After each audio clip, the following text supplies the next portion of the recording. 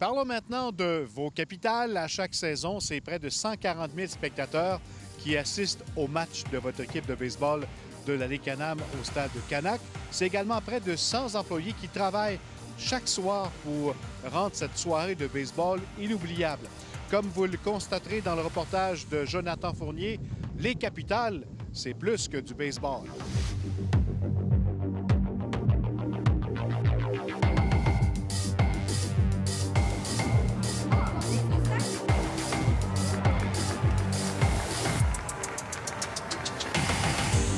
Pour toutes sortes de raisons, toutes sortes de bonnes raisons, les foules ont augmenté dans les 10 dernières années. Donc, l'achalandage augmente puis tout ça.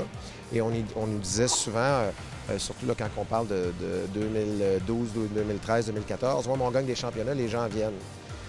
Et on n'a pas gagné de championnat pendant 2-3 ans. Et les foules ont continué d'augmenter.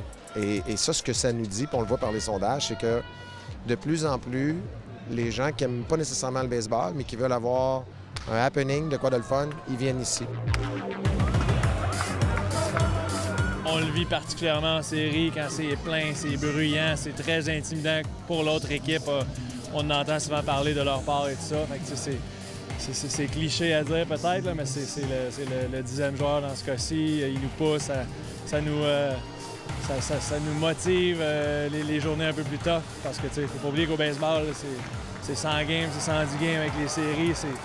C'est épuisant par jour en jouant tous les jours. Donc, c'est le genre de choses qui nous amènent de l'énergie qui est très, très important pour nous.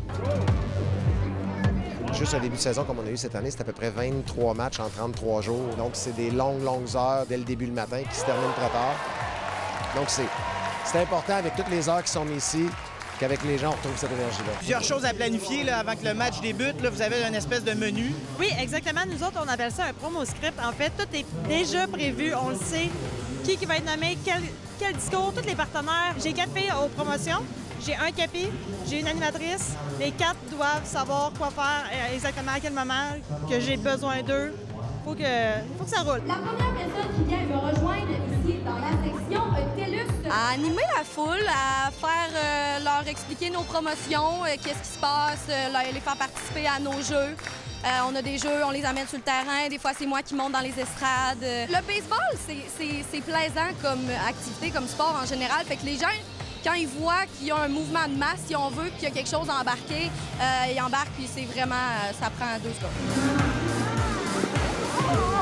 Et de travailler en étroite collaboration avec Capi, parfois, ben ça vient avec des dangers. Bien, ça c'est une première. À ce point-là, normalement, c'est plus dans le dos, là, sur la tête. Je pense que il a fait par exprès, il a choisi sa journée, mais oui, ça donne toutes sortes d'imprévus, mais c'est ça qui est plaisant, finalement. Partie intégrante de l'animation capitale, bien sûr, Capi. Ah oui, Capi, il est là depuis 2000. Il n'était pas là la première année, il est arrivé. C'est notre joueur le plus connu au Capital. C'est notre joueur qui représente les enfants de la clame. Je ne sais pas si vous avez vu dans les estrades, là, Capi est très, très sollicité.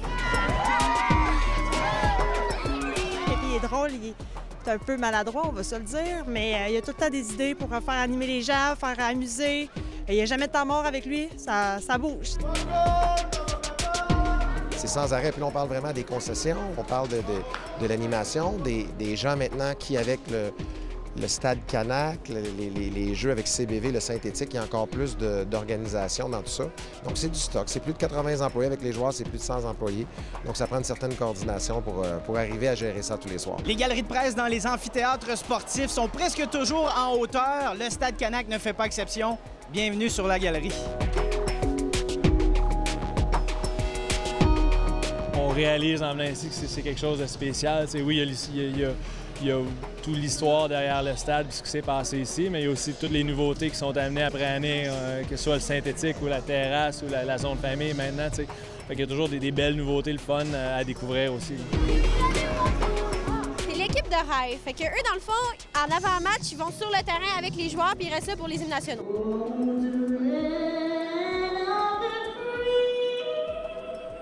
C'est une belle expérience qu'ils vivent.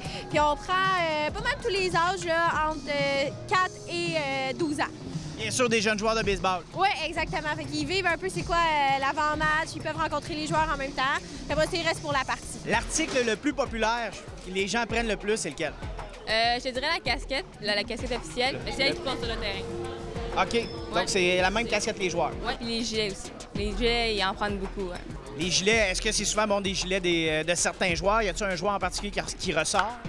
Kevin Sam, numéro 7, là, ça ressort beaucoup. Il y a aussi Carl Jelina qui ressort beaucoup. Quand on se fermait les yeux il y a 10 ans, c'est là où on voulait être aujourd'hui avec cette panoplie d'activités-là qui est rendue possible. Merci beaucoup. Merci.